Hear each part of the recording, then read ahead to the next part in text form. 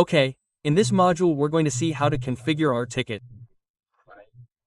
To do this, well, being in the configuration section, we're going to select the customization option, and within it we're going to see an option called ticket. If we select that option, it will take us to a preview of our ticket. Here we can do several things, such as adding a logo. Well, in this case I'm going to add a logo. Saproti, name of my business. Well, we're going to put Saproti, address. Here we're going to put the address in this case, which is 5 de Mayo Street 311C.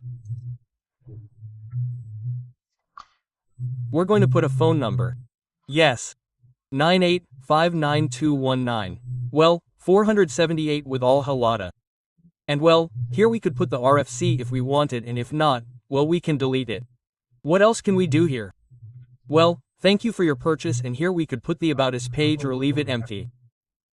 Saproti.com, and if we wanted we could add additional lines. For example, it says, will you be able to change this ticket line when you purchase your license? Well, since I don't have the license, it doesn't let me.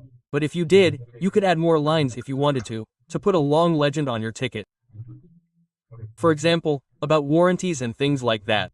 Here I'm going to tell it to try with the latest ticket. Here we're going to tell it, you'll be able to change this line, it just won't let me. Well, here I won't be able to make this change because I don't have a license.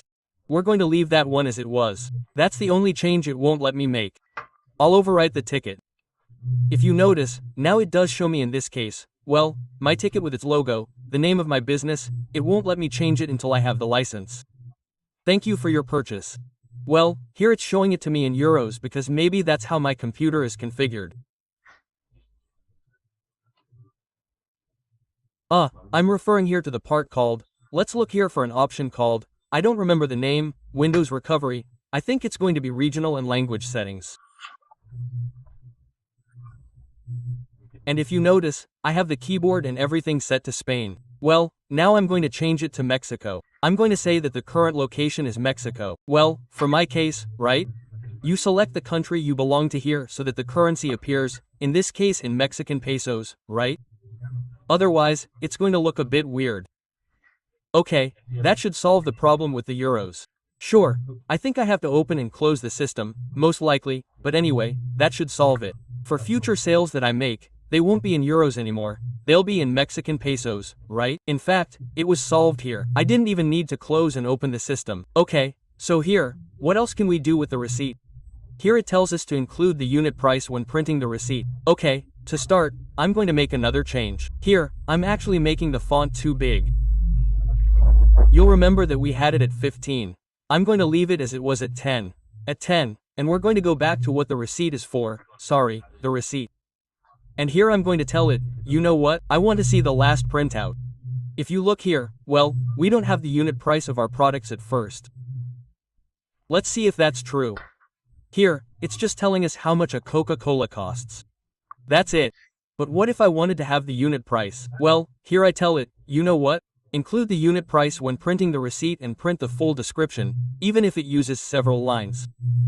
Well, let's do the test here like Coca-Cola. Well, it only uses one line. We wouldn't be able to see the final output in this case, but well, we'll have more complete examples.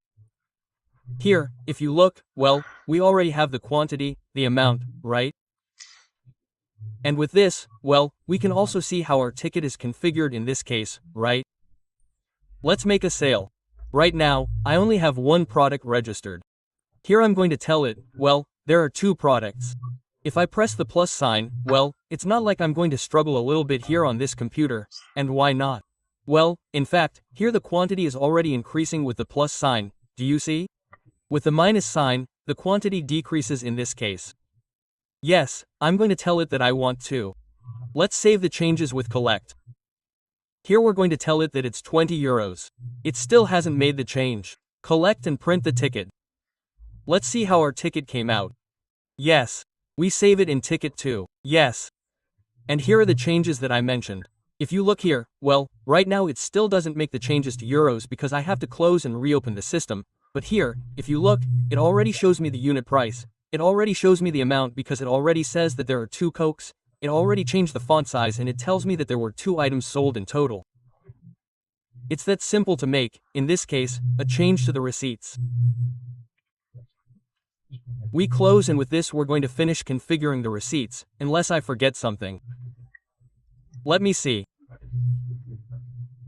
It seems that everything is complete, and it's worth saying now that, well, it's not letting me make certain modifications to the receipt because I don't have the license yet, but it would allow you to make the changes.